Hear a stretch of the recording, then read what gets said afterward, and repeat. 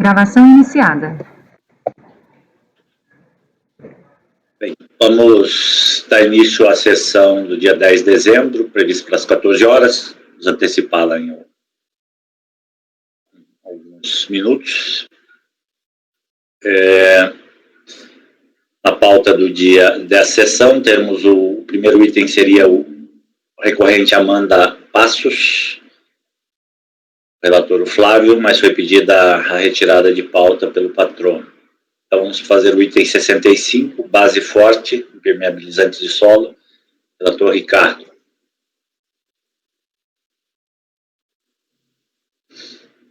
Vamos lá, Ricardo.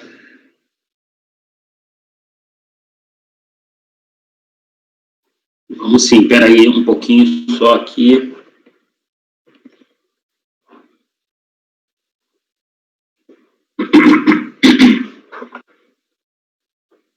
Ok, vamos lá. Trata-se de um indeferimento de opção pelo Simples Nacional. A formalização do termo de deferimento foi de 31 de janeiro de 2018. Está aí a cópia desse termo.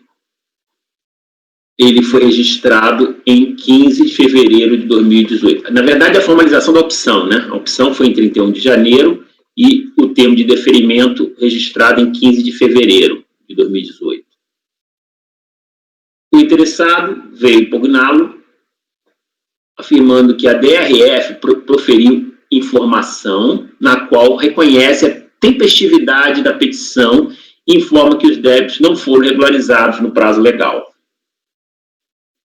A DRJ deixou claro que o indeferimento da opção foi motivado pelo fato de existirem 9 débitos do Simples Nacional e um débito inscrito em dívida ativa da União, mediante limite, na data limite para a regularização das pendências, 31 de janeiro de 2018. Como os parcelamentos invocados nos autos só haviam sido protocolados em 1º de março de 2018, referente aos débitos do Simples Nacional, e 9 de maio de 2018, referente ao débito inscrito em dívida ativa, a manifestação de inconformidade foi considerada improcedente. Inconformada, a interessada apresentou recurso voluntário, onde essencialmente discute a negativa de seu pedido, protocolado em 20 de março de 2019, para a reativação daquele mesmo parcelamento do débito inscrito em dívida ativa. É basicamente o que importa relatar, e só recuperando os débitos estão listados naquele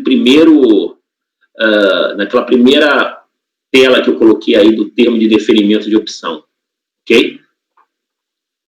Bom, vamos ao voto. O recurso é tempestivo e preenche os requisitos de admissibilidade.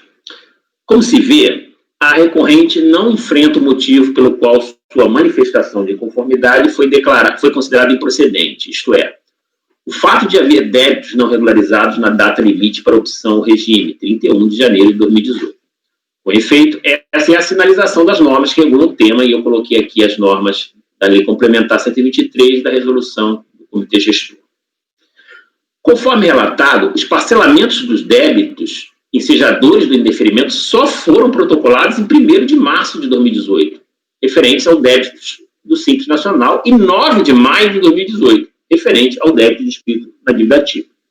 Portanto, de nada adianta a recorrente discutir a negativa do pedido protocolado em 9 de maio de 2018, processado pela PGFN, se este último só foi efetivado quando o prazo para a regularização das pendências já havia sido largamente ultrapassado. Ademais, o pedido para reinclusão / reativação do referido parcelamento, com todas as suas consequências, não compete a esta instância de julgamento e foge completamente ao escopo da presente controvérsia. Então, eu oriento meu voto no sentido de negar provimento ao recurso. Ok. Todos de acordo? Então, por unanimidade de votos, negar provimento ao recurso no item 65. Item 66, recorrente Dosualdo e Marcolin, comercial de medicamentos. Relator Flávio. Posso começar, presidente? Pode. Bem, trata de AD de exclusão do Simples Nacional por existência de débitos que não estavam com exigibilidade suspensa. No AD, os débitos em aberto, eu estou só fazendo um resumo, por exemplo, vou ler não, mas eu não tenho essa capacidade que o Ricardo tem de marcar em amarelinho, mas eu vou pegar os pontos aqui. no AD, os débitos em aberto são referentes a período de apuração de 1/9 a 12 de 2010, sendo que a exclusão do contribuinte foi fundamentada nos artigos tais, estão lá citados. O contribuinte apresenta impugnação ou manifestação, isso aqui tem sempre uma confusão, né? Uns apresentam impugnação, outro denomina manifestação, mas ele se insurge contra o AD, em síntese, alegando que o suposto débito para a Fazenda Pública, após sua constituição pelo município de São José do Rio Preto, foi atingido pela edição de norma jurídica específica que convalidou esses supostos créditos tributários nos exatos termos, ele invoca esse artigo 13 da Lei Complementar 147 de 2014, e ele fala que eles teriam sido extintos. Assim, em seu razoado inaugural, o recorrente discorre longamente sobre a impossibilidade de cobrança dos débitos indicados no AD, ou seja, ele discute o débito. Analisar o apelo do contribuinte, entretanto, a DRJ de Brasília entendeu por bem manter o AD, em especial porque as telas do sistema da Receita Federal revelam quais dentre os débitos motivados à exclusão remanesciam em situação de exigibilidade após o término do prazo de regularização. Aí eu cito aqui em emenda. Não concordando, o recorrente, ao ser intimado, ele apresenta recurso voluntário no qual, em sede preliminar, aduz pela nulidade do acordo recorrido, por ter supostamente deixado de analisar suas razões recursais, e no mérito repisa os argumentos apresentados no apelo inaugural. Bem, presidente, já indo para o voto, é tempestivo, cumpre os requisitos. Primeira consideração com relação à nulidade, a preliminar de nulidade, né? Eu estou afastando ela, estou rejeitando ela, de fato, a DRJ analisa o recurso, ela só não dá provimento, ela não dá o que o contribuinte queria, e aí, lendo aqui, no presente processo, data vênia, caberia ao contribuinte demonstrar que os débitos foram extintos ou que estão com exigibilidade suspensa. Nós podemos discutir e ou requerer a extinção daqueles débitos, como foi feito na impugnação administrativa apresentada. E quando você analisa o acordo decorrido, pode perceber que a turma de julgamento analisou os elementos de validade de expressão do AD e concluiu que, como os débitos indicados daquele administrativo continuavam abertos, não haveria como dar provimento ao apelo do contribuinte. Então, para mim, eu estou entendendo que não tem nulidade. E no mérito, eu reforço que o acordo recorrido traz. Ele está discutindo o débito, ele está falando que o débito não existe, mas para fins de discussão do AD, não sei se acho que alguém caiu. Não, né? Gustavo, ele avisou aqui no WhatsApp que faltou luz, que ele vai tentar conectar pelo celular. Então, tá chovendo muito aqui, não sei como é que tá lá na casa dele, mas agora, nesse momento, chovendo muito. Mas, então, não sei se entendimento de todos, mas ele está discutindo aqui o débito. Se o débito foi extinto, se está encampado por aquela exclusão lá do artigo 14, que ele vota da Lei Complementar 147, é uma coisa. Mas ele tem que discutir isso no âmbito certo, não é aqui no AD. O débito continua em aberto. Então, eu estou negando provimento ao recurso. É isso. Bem resumido, presidente.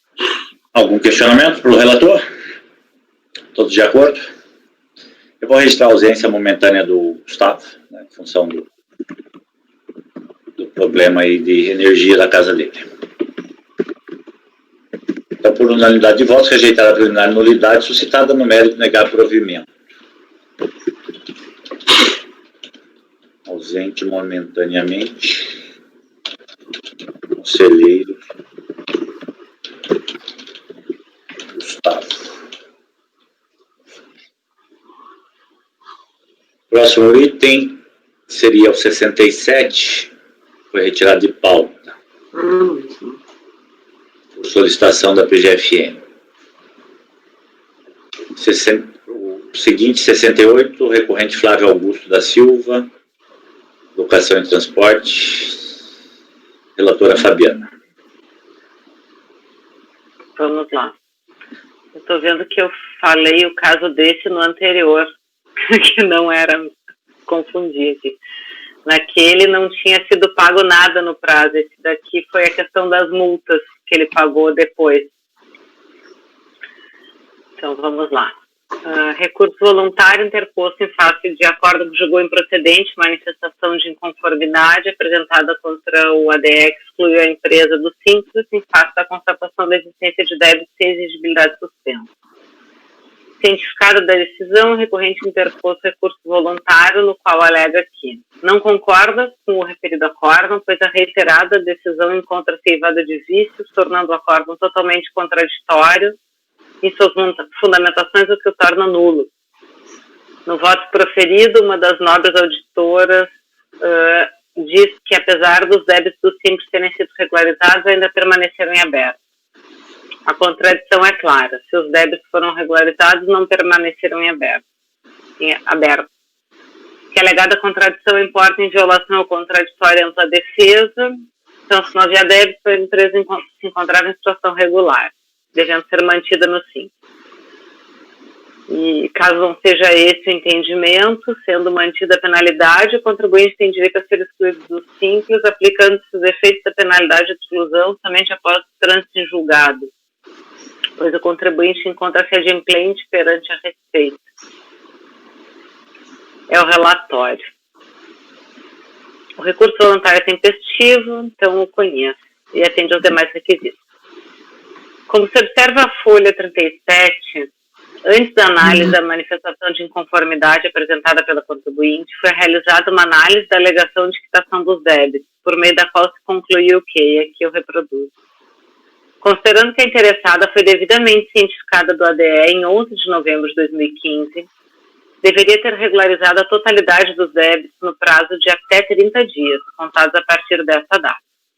Como se pode verificar, apesar dos débitos estarem extintos, os pagamentos foram efetuados somente em 5 de fevereiro de 2016, ou seja, não foram regularizados dentro do prazo concedido para a regularização de eventuais pendências. Aqui eu acho que houve uma confusão justamente porque esse texto não é perfeitamente claro. O que foi extinto em 5 de fevereiro, foi pago em 5 de fevereiro de 2006 foram as multas. Os débitos de tributos foram pagos dentro do prazo, mas a totalidade das pendências incluía essas multas. Então, acho que faltou clareza no texto, ele se vale dessa clareza para nos levar a crer que teria um erro aí, que não tem. A documentação constante nos autos esclarece a aparente contradição. As pendências a regularizar eram compostas de débitos de tributos e de multas por atraso na entrega de DCTF e tem DIPJ também. Os débitos relativos aos tributos foram pagos por meio de DAS em 14 de outubro de 2015, nas folhas 13 e 4.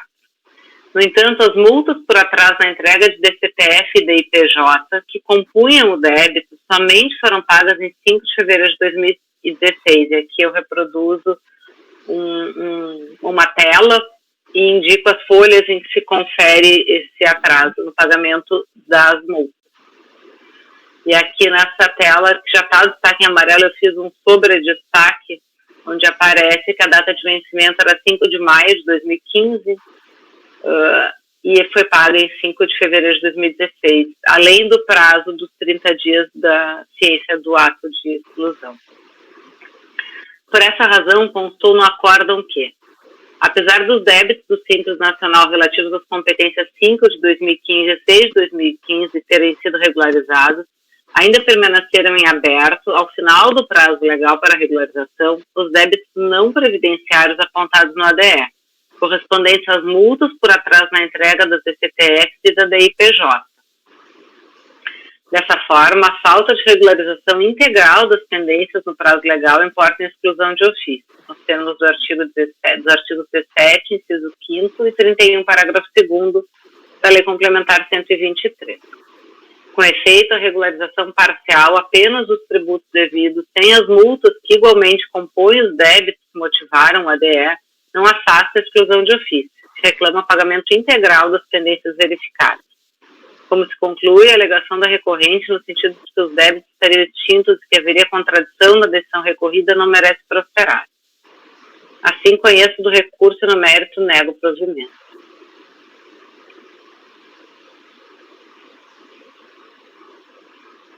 O relator está negando provimento. O conselheiro Gustavo entrou há pouco, mas não sei se ele conseguiu acompanhar o julgamento. Como ele fechou a trama. Nulidade não, Fabiano, não seria importante rejeitar a nulidade? Teve alegação de nulidade? Mas ele não fala da nulidade expressamente, ele fala que a decisão é contraditória. É porque não, mas ele não alega, mas ele não faz uma... Ele fala tudo muito misturado, ele não fez uma alegação de nulidade como teve naquele outro caso. Ele fala que a decisão é contraditória, que por isso seria nula, mas ele não indica a nulidade como um fundamento autônomo, me parece. Mas se vocês acham que é necessário aqui, eu posso fazer um toque. Acho que se ele só critica, vamos dizer... Sim. É que ele tenta usar, ele pega um pedaço da decisão em que diz que os débitos foram quitados, mas que permaneceram em aberto, mas ele não pega o resto do contexto que fala que permaneceram em aberto em função dos débitos não tributários ali, que eram não previdenciários. Eu não vi um recurso, né? Porque no relatório você fala, não concordando o contribuinte com o referido acordo, pois a reiterada decisão encontra-se inválida de vício, tornando o acordo totalmente contraditório em suas fundamentações, o que o torna nulo. Mas ele não aponta, assim, uma nulidade de forma autônoma, é só me parece uma digressão, assim. Por isso que eu não enfrentei como um tópico autônomo. Se confunde com o próprio mérito da coisa, né? Gustavo, vou te registrar como ausente momentaneamente, acho que você entrou no meio da votação. Eu só peguei e voto por negar provimento. Então vai ficar todos de acordo aqui com o posicionamento, negar provimento. Então, item 68, unanimidade de votos, negar provimento ao recurso, ausente momentaneamente, conselheiro Gustavo.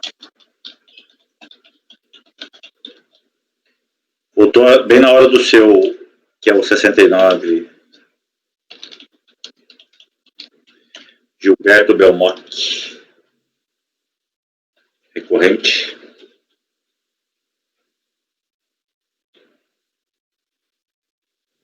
Tá sem som, Gustavão. Esse é maior, turma. Aqui eu vou ter que ler o relatório. Ele não é complexo, não, só é grande. Vamos lá. O processo envolve 2 atos, portanto, 2 questões, não obstante procedimentalmente apartadas e intrinsecamente vinculadas. Com efeito neste mesmo feito. A empresa foi, primeiramente, excluída do Simples Nacional, regime regrado pela lei contratual, em razão de constatação da falta de escrituração de sua movimentação bancária em seus livros contábeis. Aí fundou as disposições do artigo 29. Como consequência da exclusão acima noticiada, a autoridade administrativa promoveu 2 lançamentos. Um primeiro atinente ao próprio Simples Nacional, autuado no PA de número X, e outro objeto dessa demanda. Esse último abrange o período de julho e dezembro de 2007 e exige créditos tributários concernentes ao IR e ao CLR, calculados pelo lucro arbitrado, e ainda a contribuição para o PIS e a COFINS, lançamento reflexo. A exclusão, diga-se, teve lastro em informação prestada pelo próprio contribuinte e ainda em documentos diversos trazidos ao processo, de tomadores de serviço, contratos de conhecimento de transporte, emitidos no período.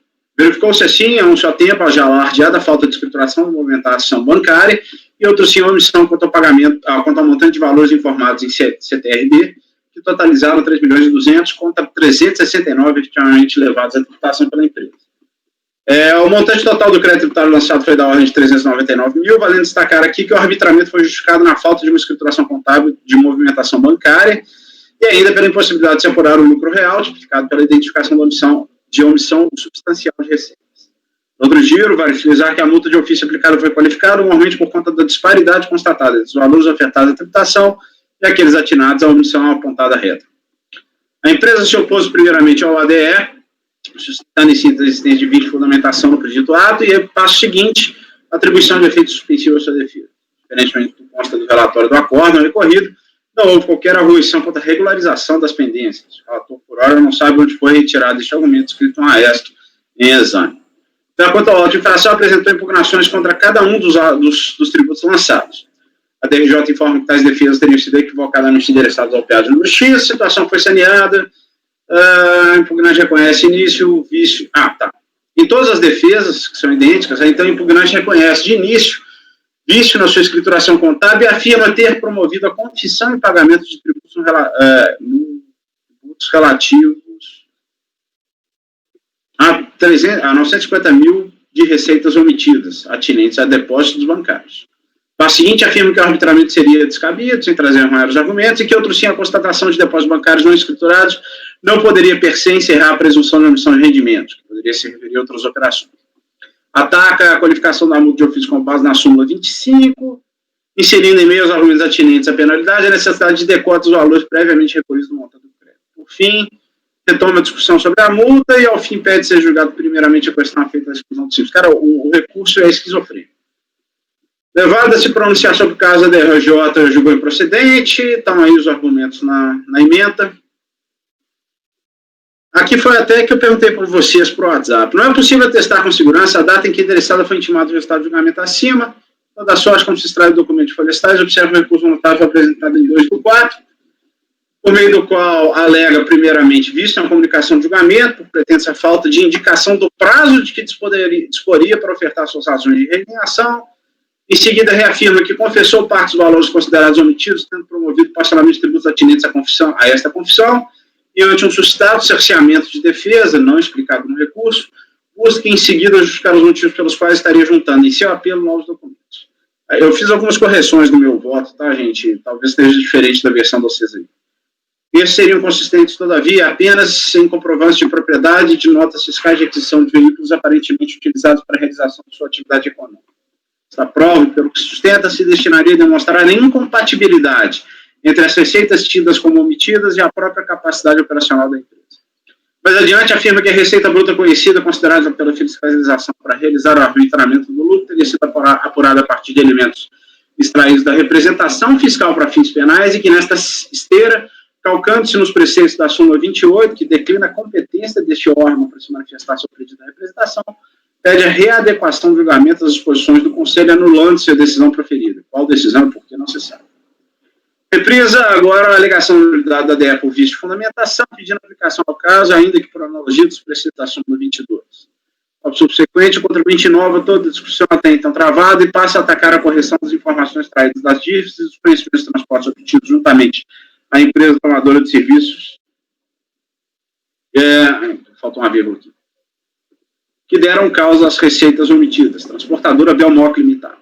Afirma que tais documentos revelariam mero indícios que deveriam ter sido, quando menos, confrontados com cartas fretes e cheques de adiantamento emitidos a terceiros, o que, sem essa providência, revelaria imposição com base em mera presunção. Outro que chama de movimentação bancária hiperestimada, a par de afirmar que os depósitos identificados em suas contas conforme receitas de operação, esclarece que parte desses montantes se refeririam a cartas de frete que não pertenceram a ela, e que a confissão realizada se referiu apenas àquelas importâncias que, de fato, decorreram do serviço que prestou.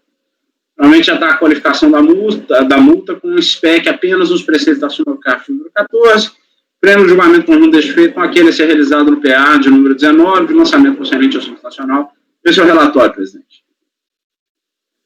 Voto. Aqui eu perguntei para vocês por WhatsApp, porque eu tinha uma dúvida aqui, porque o AR estava ilegível, eu achei que haveria uma intempestividade, mas no fim das contas está ok, tá tempestivo.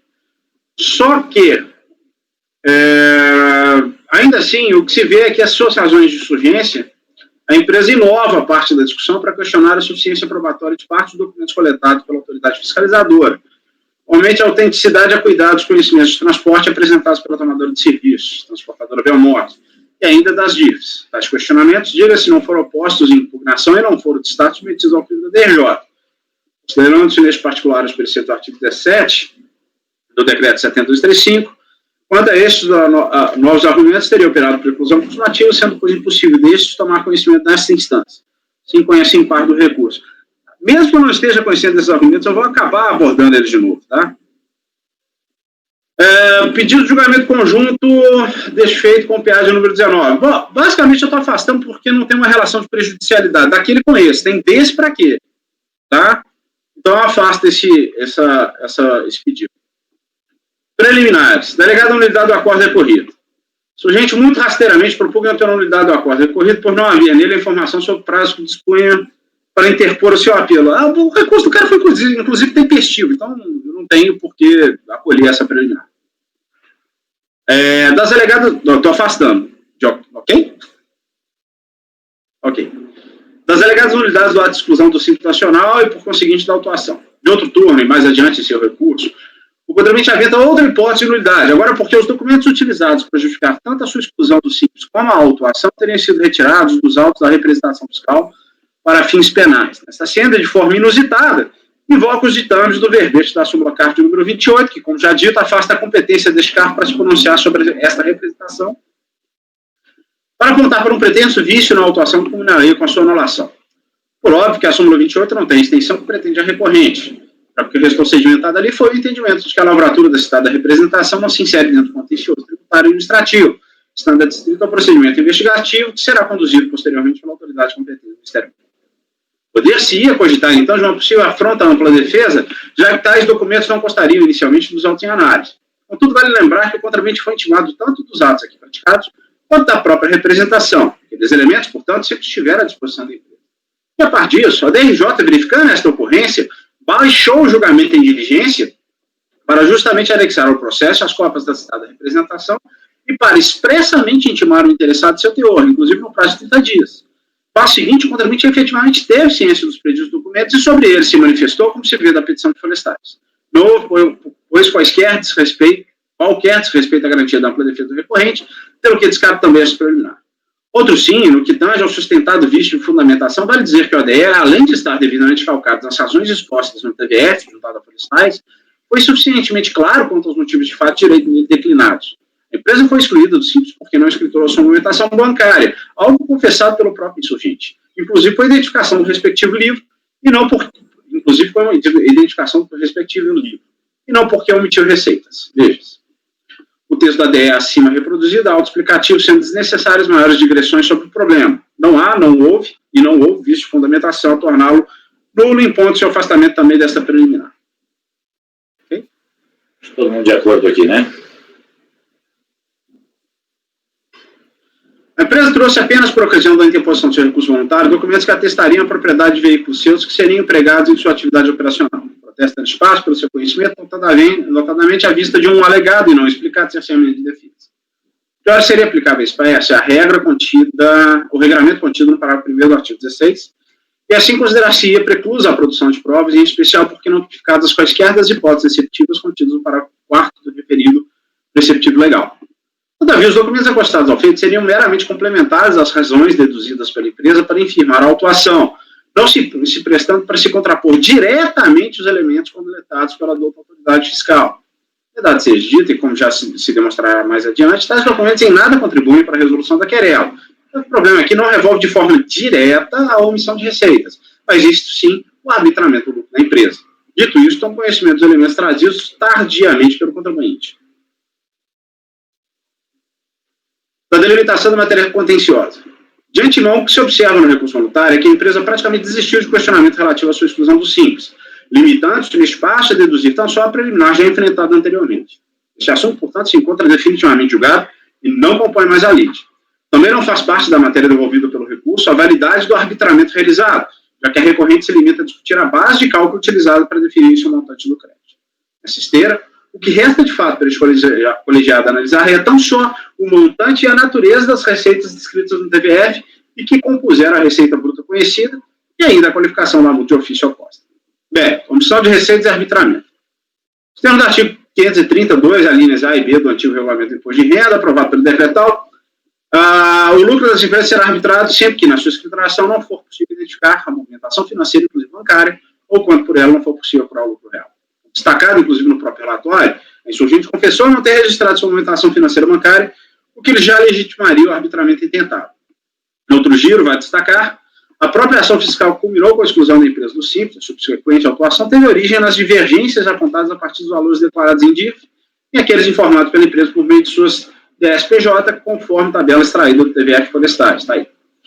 Custo do procedimento investigativo, o doutor agente atuante, por meio de intimações endereçadas à recorrente e também de sua única tomadora de serviço, Transportes Biomóvel Limitada, constatou que de um total de 1.234 CTRB identificados como emitidos pelo contribuinte, este encaminhou somente 190 à fiscalização, ou seja, aproximadamente 84,6% deixaram de ser apresentados. A partir dos valores consignados dos aludidos CTRB, deduzidas as receitas confessadas pela recorrente em sua DSPJ, chegou-se a uma emissão de receita da ordem de 2.899.000. Este fato serviu de subsídio para caracterizar a hipótese descrita pela linha B do já referido artigo 530, inciso 2, além de compor a receita bruta conhecida da contribuinte para fins e cálculo do lucro arbitrário. Observe que a movimentação financeira da recorrente serviu de lastro fático a sua exclusão do Simples, e ainda a ratificação da hipótese preconizada pelo por vezes mencionado artigo 532-A, mas não foi utilizada para calcular a receita bruta conhecida. A recorrente se vale a todo momento da alegação de que a autuação se encontra plasmada em meros indícios e presunções, afirmando mais que a sua receita bruta conhecida seria tão só aquela que pretensamente confessou e cujos respectivos tributos teriam sido objeto de parcelamento. No recurso voluntário, apenas nele insista-se. Inova em parte seus argumentos para questionar a credibilidade das informações obtidas pela fiscalização, juntamente à tomadora de serviço, da transportadora Belmoc, e traz os documentos tratados no tópico 4, que se prestariam para discursivamente tentar demonstrar a impossibilidade prática de aferir receitas do montante apurado pela fiscalização. Como destacado pela DRJ, não se está tratando aqui de autuação por presunção calcada dos preceitos do artigo 42, da norma 430. O feito, frisa-se, não gira em torno da identificação de depósitos bancários de origem desconhecida, mas de um conjunto de elementos que resultaram nos apontamentos contidos no TVF, incluindo-se aí, tal como admitido pela própria empresa interessada, as diferenças substanciais entre as receitas declaradas e aquelas constatadas a partir de elementos diversos, DIFs de terceiros, CRTBs obtidos junto à tomada de serviço, já mencionado anteriormente. Os valores que culminaram com a autuação não foram reprisos apurados a partir dos valores identificados em contas bancárias da insurgente, mas isso sim a partir principalmente das importâncias registradas nos mais de 1.000 CRTBs entregues pela única tomadora de serviço da autuada, transportadora Belmoc. Note que, em primeira instância, o único argumento deduzido pela então impugnante para se contrapor à autuação foi exclusivamente aquele visto a folhas 2508, em que afirmou que se segue. E aí ela está discutindo de novo os depósitos bancários.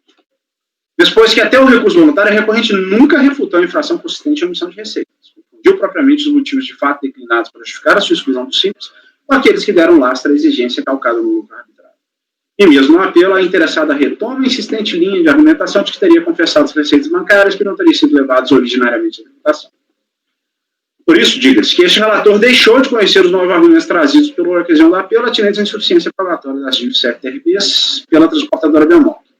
13. Parte do problema processual em questão é fato que a recorrente, mesmo em suas razões de resignação, não traz um único elemento de prova para que saia desacreditar esses últimos documentos, limitando-se neste passo a afirmar que a sua estrutura operacional seria incompatível com o valor das receitas apuradas pela fiscalização.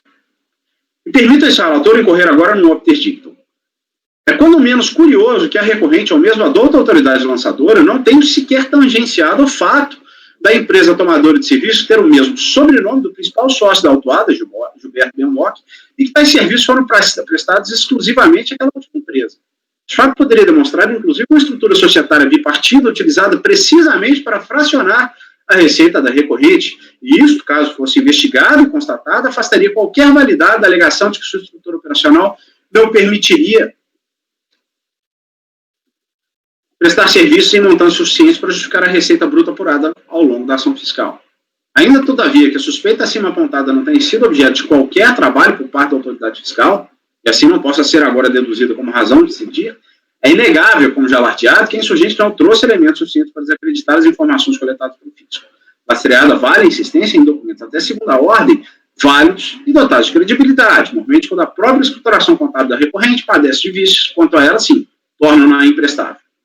Por fim, pende destacar que a empresa foi intimada sucessivas vezes para explicar as divergências e ainda para apresentar uma nova escrituração fiscal que pudesse permitir a apuração dos seus tributos conforme regimes ordinários de tributação. E nada obstante, nada disso eu trouxe, seja por ocasião dos trabalhos realizados ainda no curso da ação fiscal, seja em suas defesas administrativas ou de seu recurso voluntário. O espaço é como declinado pelo acordo recorrido. Aí ele fala que a prova material vai lá, etc. Nada para ouvir, start.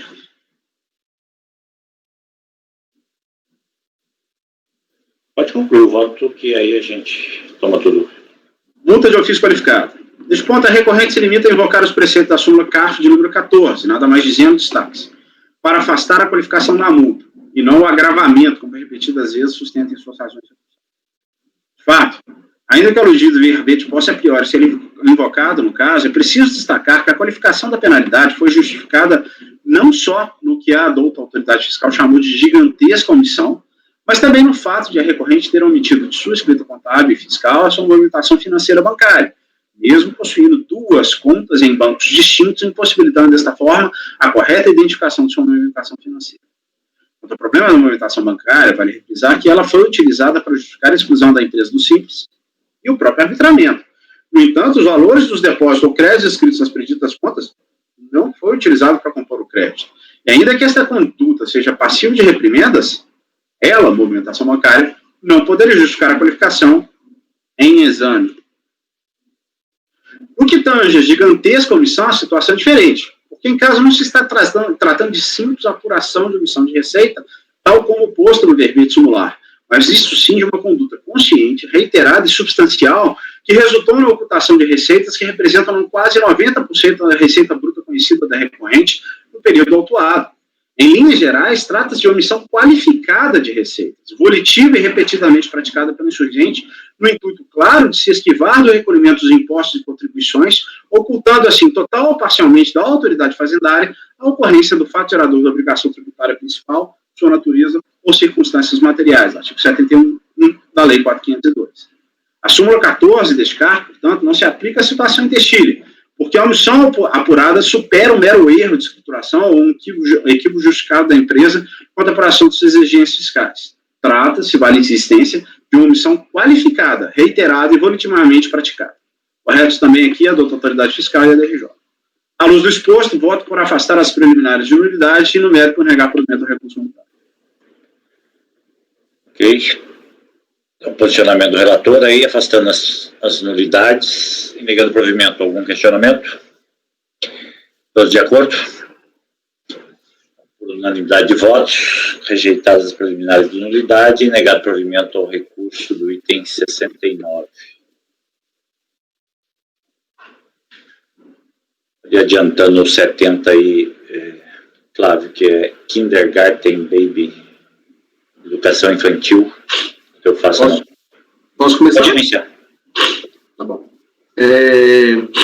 Trata de exclusão do Simples, Simples Nacional, por existência de débitos não cogibilidade suspensa, que não está cogibilidade suspensa. Só um segundinho, eu vou registrar aqui que é conhecimento parcial também, né, Gustavo? Ah, sim. É verdade. Talvez aí na sua conclusão você pode ser. Peraí, só um minutinho, presidente, só abrir uma porta.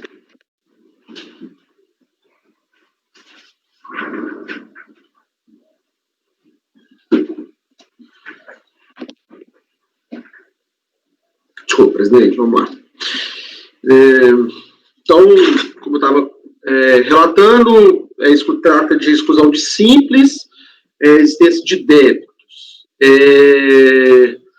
Foram identificados débitos em aberto, escrito de dívida ativa, junto à PGFN.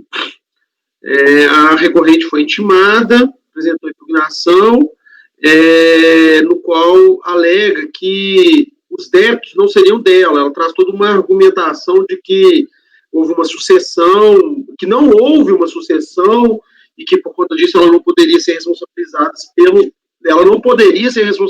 pelo pagamento daqueles débitos inscritos em dívida ativa em seu nome. Então, ela traz toda essa argumentação, até bem grande o recurso desse ponto. Ainda em argumento subsidiário, invocando a impossibilidade do Estado se utilizar de coerção para impor o pagamento de dívidas, afirmou que exerce atividades de escola de educação infantil, que a lei de importante função social não ofere lucros capazes de arcar com o regime de tributação que não o simples. A DRJ de Florianópolis julga improcedente a impugnação, em especial porque os débitos citados como causa de exclusão encontram-se em situação de execução fiscal. E por isso há que se reconhecer que a impugnante incorreu em hipótese de exclusão do simples. Aí eu cito aqui a emenda do acordo.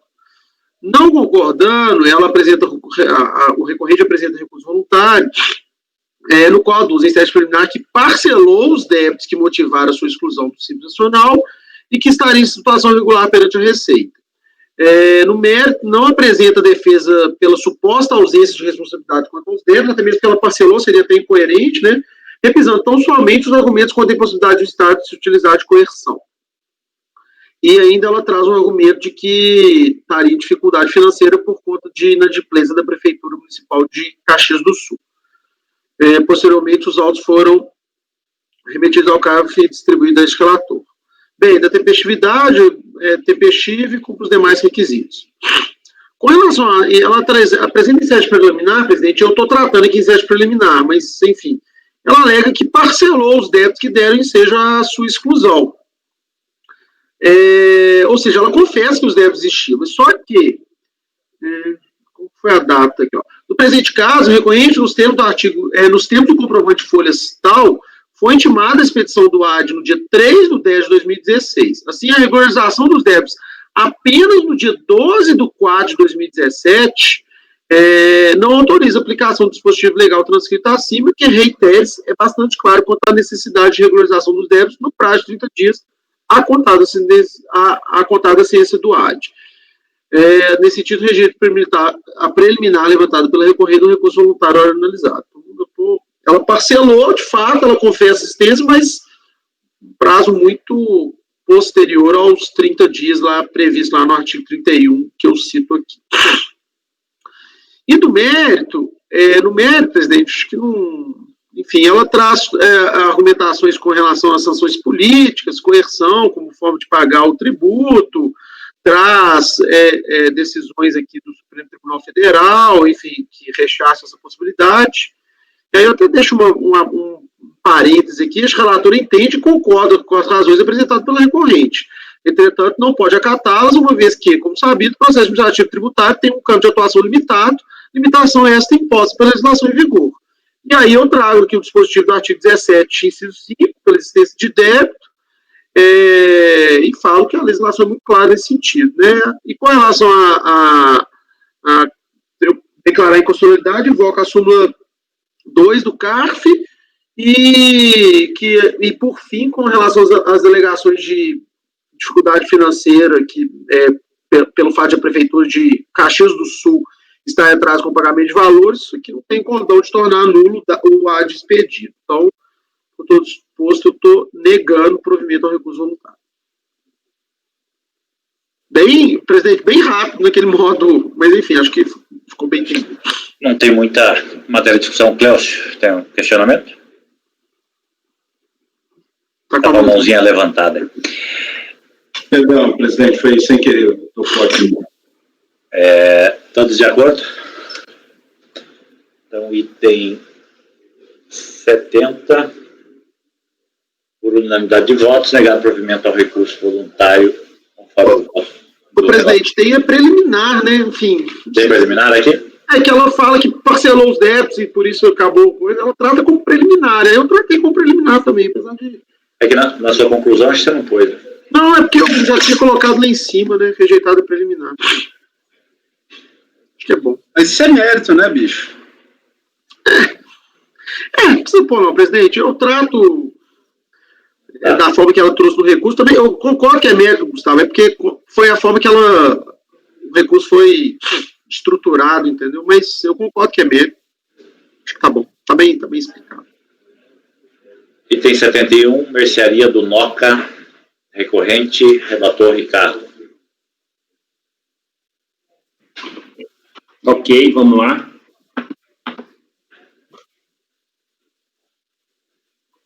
Bom, é uma exclusão do Simples Nacional, feita pelo ato declaratório executivo expedido pela Delegacia da Receita do Brasil em Joinville. Foi a requerente excluída de ofício do Simples Nacional, com efeitos a partir de 1º de maio de 2015, em virtude de comercializar mercadorias objeto de contrabando ou descaminho.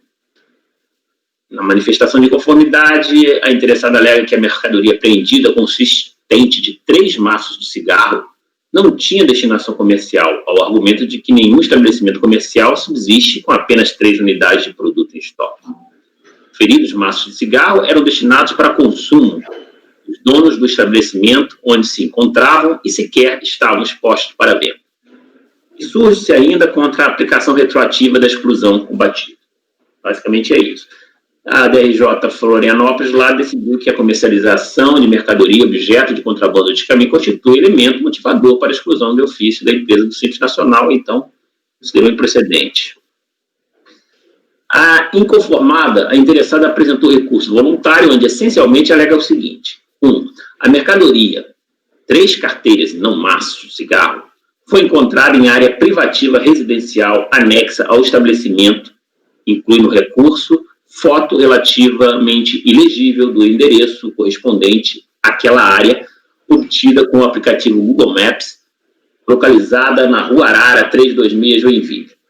2. Tal informação teria sido repassada aos agentes fiscalizadores, os quais ignoraram tal feito. tal fato.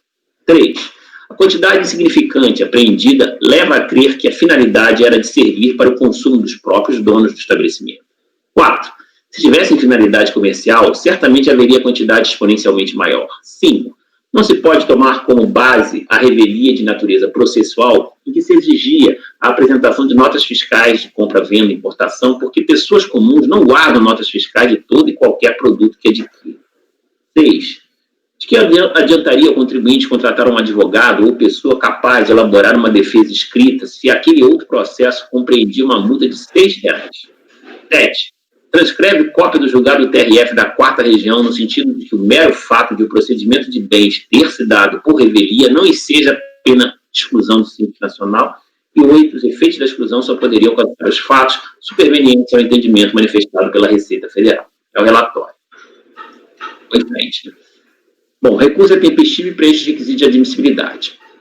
Pelo que se extrai dos autos, o ato de exclusão foi motivado pela informação fiscal, folhas 8, elaborada no âmbito da SAANA da DRF de Joinville, onde o representante noticia a decretação definitiva de pena de perdimento consubstanciada no processo administrativo número tal, que já está de 2013, propondo, então, as consequências previstas no artigo 29.7 da Lei Complementar 123 e a resposta ao pedido de orientação fornecida pela DISIT da 9ª Região Fiscal em 3 de agosto de 2004. Aí eu reproduzo aqui o dispositivo da Lei Complementar.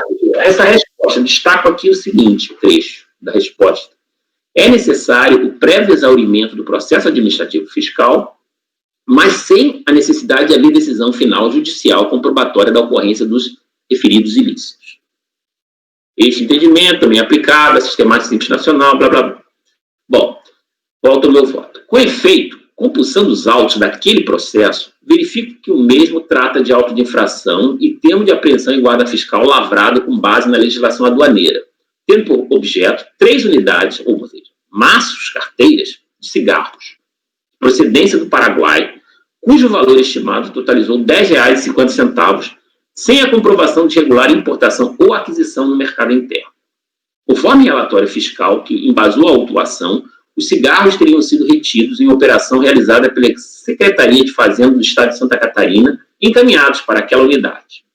Além disso, lavrou-se também um auto de infração, consubstanciado no processo outro, também de 2013, para aplicar uma multa administrativa que é acumulativa à pena de perdimento, que totalizou os R$6.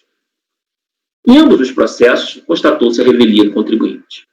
Pois bem, a recorrente alega que as mercadorias apreendidas não estavam expostas para comercialização, mas que se destinavam para consumo dos próprios donos do estabelecimento. Nesse sentido, afirma que as 3 carteiras de cigarro foram encontradas nos fundos do imóvel na data da dona do estabelecimento e seu cônjuge. Ditas carteiras não teriam sido sequer encontradas no mostruário do estabelecimento, mas sim em local privado. Para ilustrar tal argumentação, insere no corpo do recurso uma foto relativamente ilegível do endereço correspondente àquela que seria a área residencial da sua sócia, que é uma casa de fundos de 2 pavimentos, bem como o corredor que interliga as edificações, obtida com o aplicativo Google Maps, localizado na rua Arara 326, em Joinville. Nada obstante, o termo de início e apreensão que foi lavrado pela Secretaria de Fazenda do Estado de Santa Catarina, anexado às folhas 2 daquele processo 722-671 de 2013, é claro quanto ao endereço onde se deu a referida apreensão, qual seja, Rua Arara 327, isto é, o mesmo endereço cadastral da empresa da recorrente, tá? Conforme nas folhas 9 deste processo. Com o apoio do mesmo aplicativo Google Maps, e aí eu verifiquei isso, é possível constatar que aquela residência situada no número 326 não fica localizada nos fundos do estabelecimento comercial situado no número 327. Pelo contrário, este situa-se do outro lado da Rua Arara, exatamente em frente àquela residência. Como poderia, então, haver um corredor ligando os 2 endereços, que ficam em lados opostos da rua? Ademais, verifica-se que, de fato, o mencionado estabelecimento parece se tratar de uma modesta mercearia. Por outro lado, o dito termo é categórico quanto ao fato de que as mercadorias apreendidas estavam mantidas em estoque sem documentação fiscal para fins de comercialização. Portanto, carece de provas mais contundentes a alegação de que uma destinação comercial só seria possível se fosse encontrada uma quantidade exponencialmente maior. Apesar de a apreensão realmente envolver valores irrisórios, é disso que muitos estabelecimentos desse tipo comercializam cigarros na modalidade a varejo. É verdade que a mera decretação de pena de perdimento com base em revelia constatada em outro processo não é suficiente para caracterizar a destinação comercial reclamada pela norma que determina a exclusão do regime. Neste sentido, concordo com o teor da decisão proferida pelo TRF da 4ª Região, aquele acórdão lá, cuja ementa foi transcrita no recurso. Há, inclusive, julgados nesta casa que apontam para esta mesma direção. Veja-se, por exemplo, esse recente acordo 1401-4561, que diz que a apreensão de mercadoria estrangeira por falta de documentação regular de importação não significa necessariamente que a empresa esteja excluída do Simples Nacional, a menos que comprovada a sua caracterização, sua comercialização, situação contemplada na legislação como causa excludente do Simples Nacional.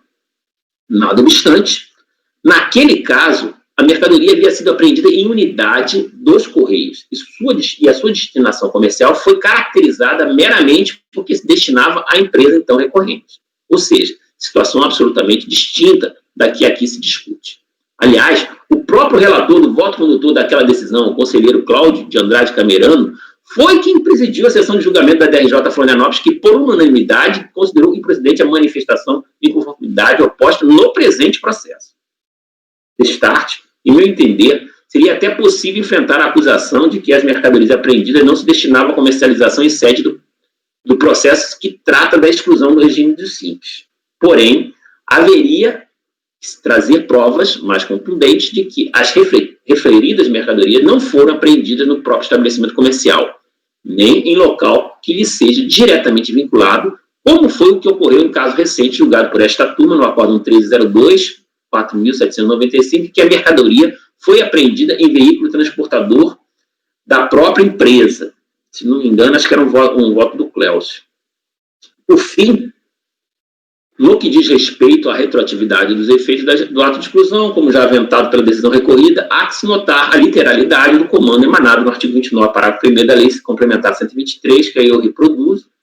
Acrescente-se que os questionamentos acerca de inconstitucionalidade dos comandos legais, que envolvem a exclusão do regime, não pode ser apreciado por este colegiado, também por causa da competência estar circunscrita aos aspectos legais. E aí reproduz o artigo 62 do RICAF e súmula CAF número 2.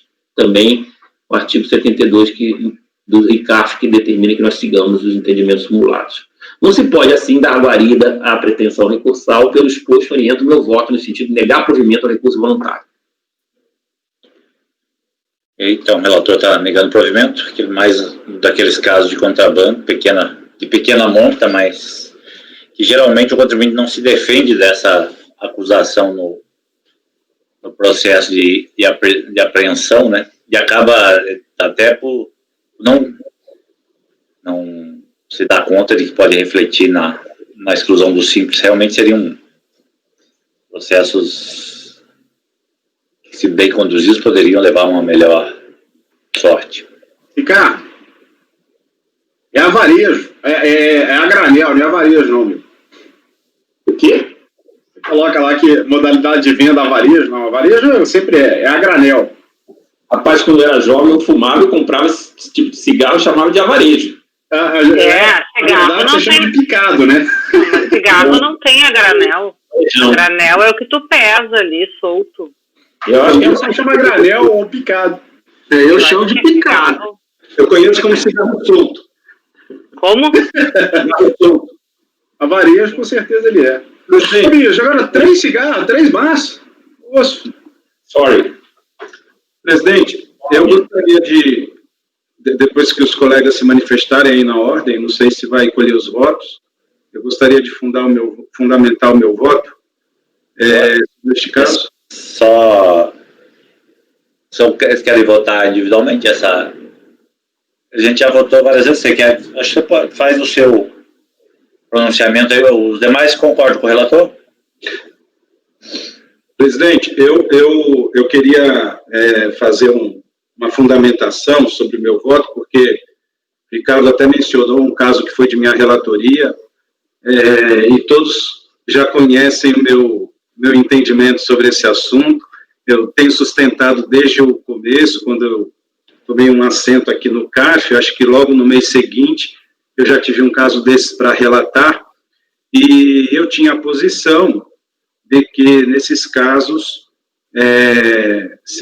havia uma relação de dependência entre a condenação pelos crimes de descaminho ou contrabando, para que se pudesse ensejar a exclusão do contribuinte do Simples. Era esse meu entendimento. Mas sempre fiz a ressalva de que esse entendimento não era definitivo. Aliás, eu acho que em direito não se tem entendimentos definitivos, né? Eu acho que sempre a gente pode ouvir a opinião dos colegas, pesquisar a jurisprudência, procurar refletir melhor sobre o assunto. Eu acho que, buscando aí o auxílio luxuoso da poesia, né, como nos versos do Vinícius de Moraes, né, referente ao amor, que seja infinito enquanto dure. Então, me permita aqui uma paráfrase para dizer assim, que entendimento jurídico é infinito enquanto dura, né? E exatamente por isso, presidente, um dia desses eu estava numa banca, até uma tese de doutorado muito bem feita a respeito de sanções políticas no direito tributário. Eu era examinador dessa tese, e me impressionou um argumento usado pelo candidato lá que estava defendendo a tese, muito interessante, e ele trazia várias jurisprudências a respeito do tema das sanções políticas. E eu fui atrás da jurisprudência para me preparar para fazer a arguição do candidato, e eis que eu me deparo com uma decisão do Supremo Tribunal Federal, que fazia alusão a uma decisão do TRF, acho que da 4ª Região, e a ementa daquele acórdão me impressionou. E eu já vinha, de alguma maneira, refletindo melhor sobre esse assunto, a partir de um argumento que o Ricardo uma vez fez, num caso que eu estava relatando a respeito desse tema. O Ricardo disse assim: mas veja, Cléucio, lá no regulamento aduaneiro, quando trata da pena de perdimento, e se fala do descaminho e do contrabando, ali é uma decisão administrativa, independe de uma condenação criminal, né? E, de fato, tem essa previsão lá no regulamento aduaneiro. E aí, fazendo essa pesquisa jurisprudencial, o que eu me deparei? Tem um precedente, até eu anotei esse precedente aqui, presidente Supremo, que é o RE 1089-737, relatoria do ministro Gilmar Mendes. Embora aqui o RE não tenha enfrentado a questão de mérito, porque, nesse caso aqui, se entendeu que era matéria de fato e que, portanto, o Supremo Tribunal Federal não poderia se pronunciar. Mas na ementa que é usada, que é do TRF, nesse acórdão, nesse RE, tem uma passagem que me impressionou, e eu acho que é isso que vai influenciar bastante a minha nova visão a respeito desse assunto. Porque quando a lei fala em exclusão do Simples, e de fato ela fala, que é o seguinte, quando a mercadoria for objeto, né, de descaminho ou de contrabando. E veja, a palavra objeto aí nesse caso, ela não tem uma dependência, por assim dizer, exclusiva da condenação criminal, né? Ali me parece que a palavra objeto tem muito mais a ver com a associação da comercialização da mercadoria ao descaminho e ao contrabando, né, sem que haja necessariamente um efeito jurídico de condenação para permitir a exclusão do contribuinte no Simples. Então, antes que pareça que eu estou me contradizendo, até porque eu decidi, acho que menos de uma dezena de casos, mas decidi realmente no caminho de que não seria possível se aplicar o artigo, o inciso 7º lá do artigo 19 da Lei do Simples, nesses casos, porque exigiria a condenação pelos crimes de descaminho de contrabando, e também cheguei a votar, no caso de alguns colegas, pelas conclusões, exatamente porque eu queria me preservar de analisar melhor esse assunto, pelas coincidências da vida, né, como diz o Carlos Drummond de Andrade, a vida é arte do encontro, embora haja muitos desencontros pela vida. Numa tese de doutorado, analisando o texto, eu encontrei esse julgado que me impressionou, assim como me impressionaram as palavras dos colegas, quando eu tive esses casos para relatar. Então, diante de tudo isso, presidente, eu vou mudar o meu entendimento para que, neste caso aqui, já votar com a maioria no sentido de negar provimento, embora eu lamente muito, são 3 maços de cigarro, quer dizer, a quantia é insignificante, mas eu acho que o Ricardo aqui analisou os fatos e, portanto, não cabe a mim entrar nesse mérito, nessa discussão, e, doravante, salvo algum outro argumento que me impressione, eu seguirei votando conforme a maioria nesse tipo de caso. Então, presidente, o meu voto é por acompanhar o colegiado no sentido de negar provimento. Perfeito. Bem, evoluindo sempre, né, Cláudio? Você quer fazer alguma solicitação de registro verbal, escrito ou só fica no oral mesmo? Acho que, presidente, já foi fundamentado oralmente. Quando chegar um outro caso desses, você escreve. Faço. Até porque você não divergia, você está votando pelas conclusões para refletir melhor, né? Então, por unanimidade de votos, negado provimento ao recurso no item 71. Item 72, panificação Marajoara. Relator Flávio. Bem, presidente, mais um ato declaratório executivo de exclusão do Simples Nacional, existência de débitos sem exigibilidade suspensa. Débitos em aberto encontrados devidamente escritos em dívida ativos junto à PGFN, a exclusão se deu com base no inciso 5 do artigo 17 da 123, dentre outros dispositivos lá. Devidamente mado, que o recorrente apresentou impugnação administrativa, alegando em cinto que os débitos previdenciários foram recolhidos integralmente em 1 de 11 de 2012 e os débitos não previdenciários inscritos em dívida ativa encontrados em fase de deferimento do reparcelamento conforme o recibo do requerimento que anexa aos autos. Ao analisar o apelo do contribuinte, entretanto, a DRJ de Porto Alegre entendeu por bem manter o AD, em especial porque, em consulta realizada aos sistemas da PGFN, verificou-se que foram indeferidos pedidos de reparcelamento. Cito aqui a emenda. Não concordando com a decisão, o recorrente não nega que houve um indeferimento pela PGFN dos reparcelamentos dos débitos. Contudo, desenvolve um seu razoado para demonstrar erro cometido naquele indeferimento, uma vez que, a princípio, teria cumprido os requisitos legais para que o reparcelamento pudesse ser deferido. Invoca ainda o princípio da boa-fé, argumentando que sempre teve a intenção de regularizar as suspendências e, quando soube que a PGFN indeferiu o pedido de reparcelamento, prontamente recolheu os saldos devedores integralmente em 29 de 1 de 2013. Aí ele junta esses comprovantes. Bem, o recurso é tempestivo, cumpre os demais requisitos.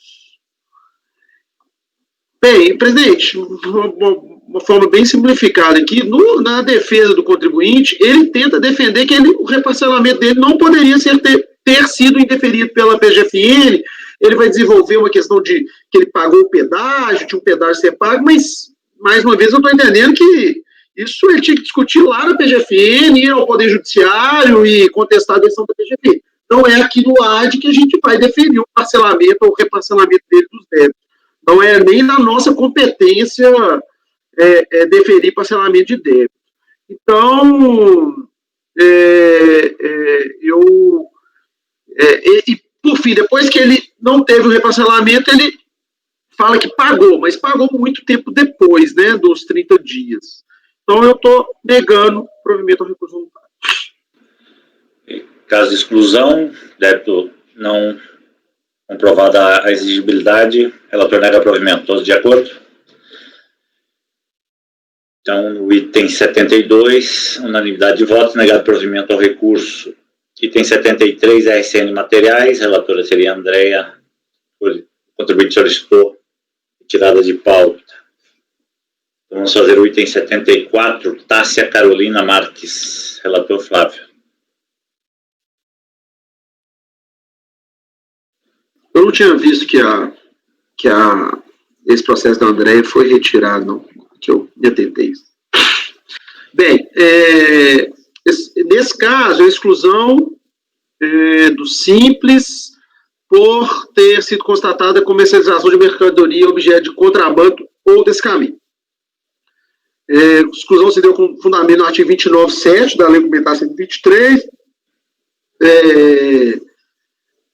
Tem uma discussão, acho que é importante trazer isso aqui, mas depois eu consegui entender. Importante ressaltar neste ponto que a intimação do AD foi realizada em um primeiro momento através de publicação do Diário Oficial de folhas tal. Contudo, posteriormente, a DRF de Santo André efetivou a intimação pessoal do contribuinte daquele ato, sendo esse recebido pelo recorrente nos termos da R de folhas tal, no dia 9/10/2017. Ou seja, no primeiro momento o AD foi publicado no Diário Oficial, mas houve intimação pessoal via R ele recebido. Com o recebimento da intimação, o recorrente apresentou impugnação administrativa tempestiva, considerando inclusive a publicação no Diário Oficial, alegando em si, ou seja, que foi a primeira, então ele ignorou esse prazo que ele recebeu posteriormente via R, ele apresenta a impugnação considerando o Diário Oficial e ele fala que a citação por edital foi indevida, prejudicando o direito de defesa. Aí eu trago, a requerente não foi cientificado do áudio de infração e apreensão de mercadorias, que foi tratado em outro processo administrativo, a pena de perdimento não poderia ser aplicada, a pena de exclusão do simples é medida drástica, a exclusão é medida arbitrária e confiscatória, e afinal requereu em instância preliminar a nulidade do processo administrativo, desse processo administrativo, por ter sido por edital, ofício contraditório e ampla defesa.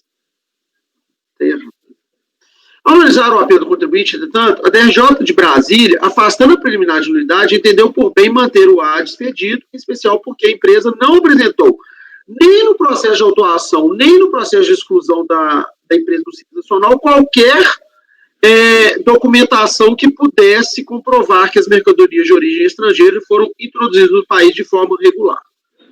O acórdão recebeu essa emenda, não concordando com a decisão, o recorrente, ao ser intimado do teor do acórdão proferido, apresentou recurso voluntário. No apelo direcionado a este conselho, o recorrente insiste na tese da nulidade, tendo visto suposto vício na intimação no processo em que foi declarada a perda de perdimento da mercadoria considerada de origem ilícita. No mérito, aduz pela improcedência do AD, uma vez que não haveria causa de declaração da perda de perdimento das mercadorias. Invoca ainda os princípios da proporcionalidade, da razoabilidade, afirmando que o valor da mercadoria seria ínfimo, e o que atrairia a aplicação do princípio da insignificância, em especial pela ausência de prejuízo ao erário. Bem, é tempestivo e cumpre os demais requisitos. Bem, com relação à preliminar de nulidade, a bem da verdade é o seguinte, no primeiro momento, a DRJ enfrentou essa preliminar como se fosse a nulidade de intimação dele neste processo. Mas aí parece que ele dá uma arrumada no recurso voluntário, e o que ele alega é o seguinte, que lá no processo de pena de perdimento, houve uma nulidade porque ele foi intimado via edital. E aí eu entendo que não existe a razão recorrente. Como se depreende do trecho do recurso voluntário, citado acima, a alegação de nulidade da recorrente está arrimada em um suposto vício ocorrido na intimação do processo administrativo. Aí eu cito o número, vício este que teria cerceado seu direito de defesa naquele processo administrativo. Assim, em que pese a motivação do AD ter se dado no que restou demonstrado pela fiscalização do PA final 2017-10, algum vício na intimação do contribuinte deveria ter sido discutido naquele processo, ou, se fosse o caso, junto ao Poder Judiciário, mas não no presente processo. Nesse sentido, na medida em que a recorrente restou rével no PA tal, sendo considerado como definitiva acusação fiscal de comercialização de mercadoria produzida de forma irregular no território nacional, e que no presente processo não houve identificação de qualquer vício, não há que se falar em nulidade no ato expedido. Então, eu estou rejeitando aqui, presidente, a preliminar de nulidade. Não sei se todos entenderam. No primeiro momento houve uma discussão, mas enfim, acho que agora está bem redonda a bola. Eu já vou entender, cara.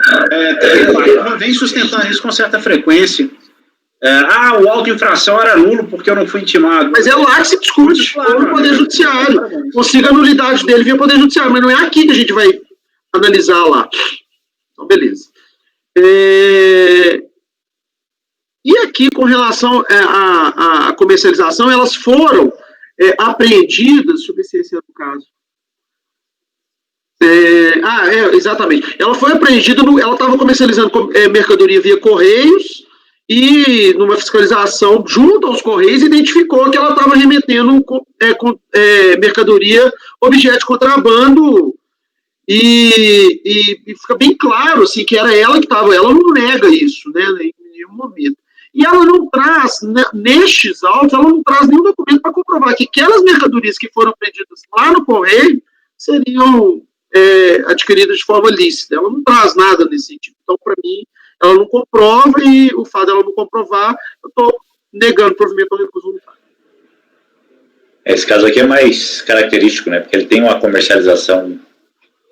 Eu acho que a gente já julgou um caso meu também, que era, acho que de uma empresa de motos que vende. Correio, né? Pegou no Correio. Acho que a Fabiana está querendo. Fala, Fabiana. É só porque na conclusão acho que faltou a rejeição da preliminar, Flávio.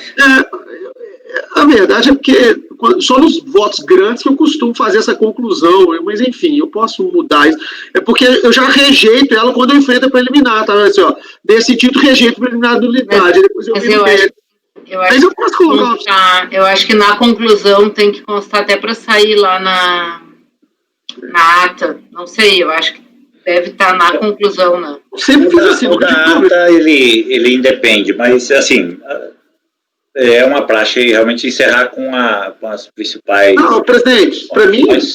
Eu vou repetir. Mas também, aqui eu entendi, eu também, às vezes eu crio vários tópicos, quando são várias matérias, e aí faz uma conclusão à parte. O que o Flávio está querendo dizer, ele já finalizou a nulidade e aqui era o mérito.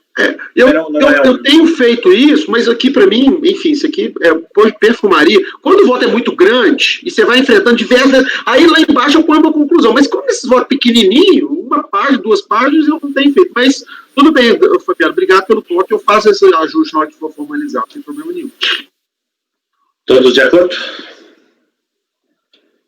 Então, por unanimidade de votos, rejeitada a preliminar de nulidade, no mérito negado provimento ao item 7.4, né?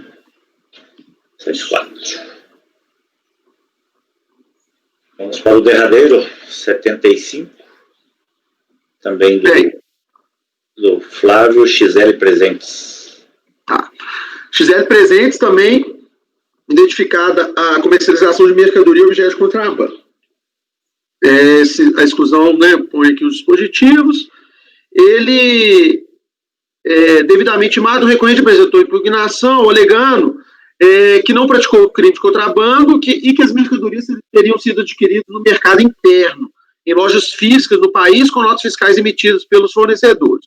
Conhecimento via transportador e recolhimento de todos os impostos a ele inerentes. A DRJ, e ele apresenta notas fiscais para comprovar, de fato, essas aquisições no mercado interno. A DRJ, tendo uma análise bem exaustiva, ela mantém o AD porque, quando ela fez a análise das notas fiscais apresentadas pelo recorrente, verificou-se a inclusão de apenas 2 dos itens constantes na relação de mercadorias apreendidas. Deixou-se claro nesse sentido que, quanto aos de número 5 e 8, por falta de especificação, restam dúvida quanto a serem os mesmos descritos nas notas fiscais. E que são 8 os itens descritos na relação de mercadorias, o que deu causa à exclusão do contribuinte do Simples Nacional, portanto, não restou comprovado que o contribuinte não comercializou mercadorias ou objetos de contrabando desse caminho. E aí, depois, o contribuinte é intimado, apresenta um recurso voluntário, ele repisa os argumentos apresentados em manifestação, afirmando que os julgados de primeira instância ignoraram as provas material juntadas ao processo, demonstrando as aquisições de produtos. Ou seja, ele alega que a DRJ não analisou as provas, ou seja, as notas fiscais que ele apresenta. E aí os autos são remetidos para o carro. Bem, gente, como eu disse, a DRJ analisou de fato as notas fiscais, bem exaustiva essa análise, e eu concordo, eu fui analisar notas fiscais, você não consegue identificar todas as mercadorias apreendidas naquelas notas fiscais. E a defesa do contribuinte em recurso voluntário, ela não critica, não, essa está ali, essa está aqui. De fato, eu não consigo. Então, me fiando aqui me valendo, melhor dizendo, da decisão da DRJ, eu entendo que ele não conseguiu comprovar que todas todas as mercadorias foram adquiridas em mercado interno. Então, assim, entretanto, mesmo diante da fragilidade apontada pela fiscalização nas provas apresentadas, fiscalização não, né, pelo DRJ, nas provas apresentadas, notavelmente, ausência e ou impossibilidade de identificar nas notas fiscais todas as mercadorias que teriam sido apontadas como sendo objeto de contrabando ou descaminho, o recorrente, o recurso voluntário, se ateve a repisar os argumentos apresentados no apelo inicial, afirmando que a DRJ não teria considerado as provas apresentadas. Não se pode concordar com o recorrente, uma vez que caberia a ele demonstrar o desacerto das situações da decisão recorrida, em especial trazendo aos autos as notas fiscais e outros documentos que pudessem comprovar, de forma insofismável, que as mercadorias teriam sido, de fato, adquiridas no mercado interno. E mais, quando se analisa as notas fiscais apresentadas, não se tem dúvida que a turma de julgamento da COR está correta em suas colocações. Este relator, da mesma forma que os julgadores da instância inferior, não conseguiu identificar a comprovação de aquisição de todas as mercadorias listadas no RM no mercado interno, o que comprova, ao contrário do que alegou o recorrente, que os julgadores da DRJ analisaram de forma correta as provas carregadas aos autos. Então, por conta disso, presidente, estou negando o provimento ao recurso voluntário. Essa mercadoria tinha sido objeto já de perdimento. Ele não se surgiu contra ela. Não. Era relógio, um tanto de produto. Não, porque eu tenho uma dificuldade aqui adicional, assim, um argumento adicional. Eu não sei até que ponto nós poderíamos aqui fazer um reexame daquele outro PA, desse conteúdo, assim, porque na verdade tem uma preclusão aí dessa discussão, né? Não sei. Eu confesso que eu tenho dúvida, assim, porque poderia ter uma prova que afastasse a própria. Mas a decorrência desse processo é do ato que confirmou lá o perdimento, né? Aí o contribuinte vem e traz, assim... e tem uma situação seguinte, é uma análise física, né? Você vai pegar uma nota fiscal que tem a compra de um relógio X. Exato. Eu vou conseguir identificar que aquele relógio X é o relógio que foi apreendido. Se ele tivesse apresentado, de repente a própria fiscalização poderia, né, fazer um cotejo concreto da mercadoria, ver alguma especificação. Mas como nesse caso a própria DRJ analisa e ela identifica assim, não tem condição de eu... Mas acho que... Não, eu sei, eu só fiz essa ponderação porque eu acho que eu tenho um caso semelhante. Então, uma federação, presidente, sobre isso que o senhor falou, nos processos de perdimento, eu acho que às vezes isso pode influenciar na nossa análise, porque lá não tem segunda instância, né? A decisão é...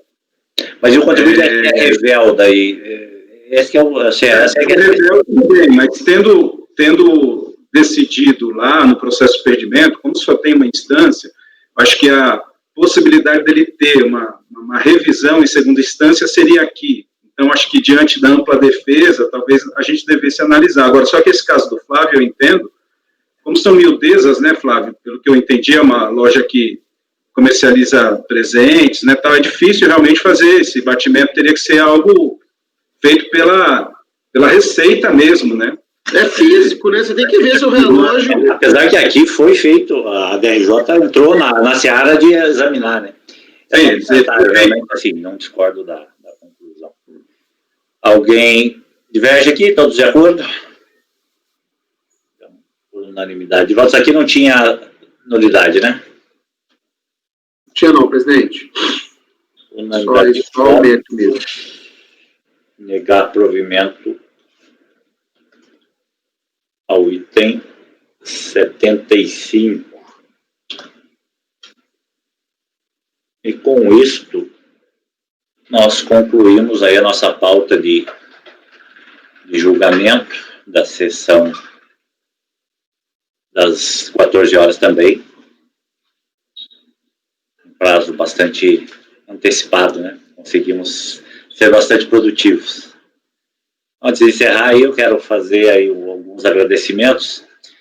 Um especial que há poucos dias atrás, ou acho que menos de um mês, a coordenadora de suporte ao julgamento, a Rose Sena, deixou a função de chefe desse setor. E ela foi, acho que, fundamental nesse trabalho que propiciou a gente de realizar esse julgamento virtual. tanto na estruturação, na busca das ferramentas, quanto na roteirização, organização, treinamento, repasse. Então, quero render minhas homenagens à colega Rose, né, e agradecer ao importantíssimo trabalho que ela propiciou para todo o CARF, em especial, né, para nós, sempre também muito solícita com todas as demandas do colegiado. Isso, é isso que eu ia destacar, o apoio, né, até altas horas da noite. Sim, sempre disponível, sempre, né, atento aos detalhes. Então, assim, não sei as razões né, de deixar a função, mas agradecer e parabenizar, e acho que a gente estava muito bem apoiado, e graças a esse trabalho a gente teve a condição de ter uma produtividade grande, né, já reconhecida até externamente do CARF nesse período. E aí também fruto do nosso trabalho, o trabalho de vocês, né, dos conselheiros, agradecer a vocês também pelo empenho, pela compreensão, pelas dificuldades. Algumas realmente a gente, por vezes, não fica muito resignado com as situações, mas vencido por questões regimentais, ou às vezes até estruturais, mas temos conseguido levar à frente o trabalho nesse período de ano atípico, né, com essa pandemia. Graças a Deus estamos todos bem, né, aqui, chegamos com saúde no fim desse ano. Esperamos que o ano que vem possa ser um pouco mais tranquilo, né, que venha a vacina e a gente possa se reencontrar fisicamente, inclusive. Viver de novo. E confraternizar, né, e nos ver pessoalmente. Me desculpar por alguma falha e até por momentos de julgamento que, eventualmente, uma intervenção mais dura da parte do presidente poderia, às vezes, ser um pouco mais suave, mas, às vezes, para tentar conter o debate, que, às vezes, extrapola um pouquinho, pode ter sido não suficientemente delicado aí na intervenção. Então, peço desculpas também por isso. Um agradecimento especial aqui no colegiado para o Paulo, pelas intervenções, pelo cuidado e atenção com que trata todos os processos e pela disponibilidade, inclusive, comigo, que ele é o presidente substituto, né, tem ajudado em situações bastante corriqueiras e então, tenho trocado ideia, então quero te agradecer aí, Paulo, também por esse... É isso, obrigado. Por esse apoio e pela sua participação sempre muito eficaz. E a todos, é claro, pela dedicação, qualidade dos votos, né? Isso aí acho que é plenamente reconhecido, inclusive no meio aí do CARF, a qualidade do julgamento e dos votos proferidos aí por esses conselheiros. Tivemos a grata satisfação de receber, nesse ano, 3 conselheiros novos que se incorporaram rapidamente e estão aí julgando em alto nível, né? Andréia primeiro, depois Cléucio e Fabiana agora mais recentemente. E, presidente, destacar também, assim, essa nossa produtividade, né, que foi reconhecida aí na imprensa agora. Nossa turma, não gosto desses rankings não, mas nossa turma está na cabeça da produtividade aí do CARF como um todo, de todas as sessões. Eu fiquei muito feliz com essa notícia, eu achei legal, fruto do trabalho de todo mundo aí. Exatamente. Então, parabéns a todos aí. Deixo aí a palavra se alguém quiser se manifestar. Se não, encerramos então. Andréia, você gostaria de falar? Sim, eu gostaria de agradecer a acolhida. Realmente foi um ano atípico. Eu participei da última sessão presencial e enfrentei junto com todos aqui esse momento. E cada um de vocês, assim, me apoiou, as dúvidas que eu tive, as considerações foram sempre prontamente atendidas. A condução do presidente impecável. Obrigada, Mutazinho, dá muita segurança para a turma. E todos os colegas, assim, sempre com ponderações muito boas e objetivas e visando realmente um julgamento de qualidade. Muito obrigada pela acolhida de todos. De nada, André, da minha parte. Cléucio? Presidente, eu também gostaria de me associar ao que a Andréia disse, no sentido de agradecer a acolhida por todos que compõem o colegiado, especialmente eu vou chamá-lo de você, quebrando um pouco o protocolo, a você, presidente, que sempre me atendeu, acho que a todos também, a condução dos trabalhos, acho que em nenhum momento houve excesso de sua parte, muito pelo contrário, a sua cordialidade é invejável e nos dá também bastante tranquilidade, né, para os debates.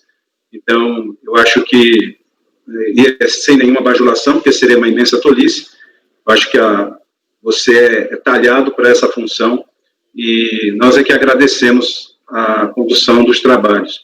Em relação à distância, eu também lamento o fato da gente, eu particularmente não conheci pessoalmente nenhum de vocês, a não ser a Andréia, né, que já tivemos relação de professor e aluno no passado, mas não conheci ninguém pessoalmente, eu lamento muito pela distância, mas como diz o Rochefoucauld, ele diz assim, que a distância aumenta as grandes paixões e diminui as medíocres, tal como o vento apaga as velas e atiça as fogueiras. Então, por isso, presidente, eu acho que apesar da distância, a nossa paixão pode ser grande, e quando a gente se encontrar, eu acho que vai ser um bom momento. Muito obrigado pela acolhida. Obrigado aí pelas palavras e registrar aqui os nossos artistas e a cultura aqui está dentro do colegiado aqui com a participação desses colegas. Depois dessa do Cléucio fica difícil falar qualquer coisa, né? Qualquer coisa vai soar feia. Mas eu só ia dizer que tu não precisa te desculpar de nada, porque eu ainda comentei com o André esses dias que essa atuação do presidente faz muita diferença na turma e eu acho que tu é realmente impecável, não tenho o que dizer. Eu nunca senti nenhuma rigidez, nenhuma grosseria na forma de conduzir. Eu acho que isso garante a qualidade e sabe colocar limite de uma forma muito gentil e educada, então não tem nada a desculpar. Eu estou muito feliz também de ter entrado nessa turma e agradeço também, acho que foi super bem acolhida e sempre que precisei tive auxílio e isso realmente, como disse a André, dá muita segurança para a gente fazer um bom trabalho. Muito bem, obrigado então, obrigado a todos, agradecer a Patrícia também que nos acompanhou aí nas últimas sessões pelo trabalho, aos demais colegas do apoio. Estendo aí meu agradecimento para a Amanda, que participou dessa, e as outras colegas, né, fugiu o nome, mas a todas, para não ter que mencionar individualmente. Então, podemos encerrar a gravação, por favor, Patrícia.